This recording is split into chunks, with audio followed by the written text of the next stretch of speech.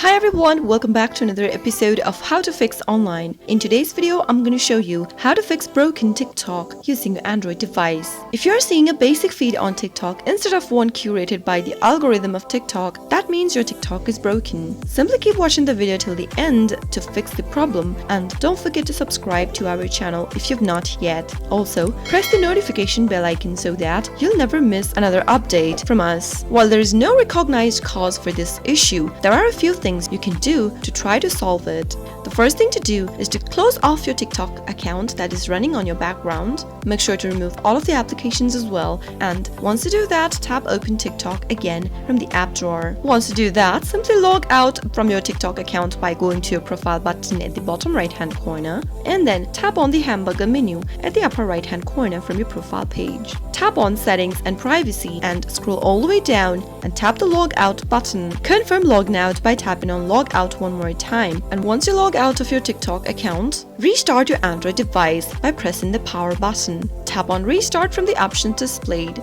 Once you reboot your device, go and see if that fixes your issue by tapping Open TikTok. If it still does not, the next thing to do is to clear your cache data for TikTok. Tap Open Settings from the app drawer. From the Settings menu, scroll down to Apps and give it a tap. Search for TikTok from the list of the apps displayed on the next page. Tap on TikTok, and once you tap it on, tap on Storage. Clear your cache data for TikTok by tapping on Clear Cache at the bottom right hand corner. This will remove all of the cache data from TikTok. Once you do that, go back to your TikTok application to see if that fixes your issue. Those were some of the fixes you could try out if your TikTok For You page is broken or you're not being able to use TikTok like you normally do. I hope the tutorial was helpful to you. If it was, go ahead and give us a thumbs up. I'll be back soon with more tutorial videos like this. Thank you for watching.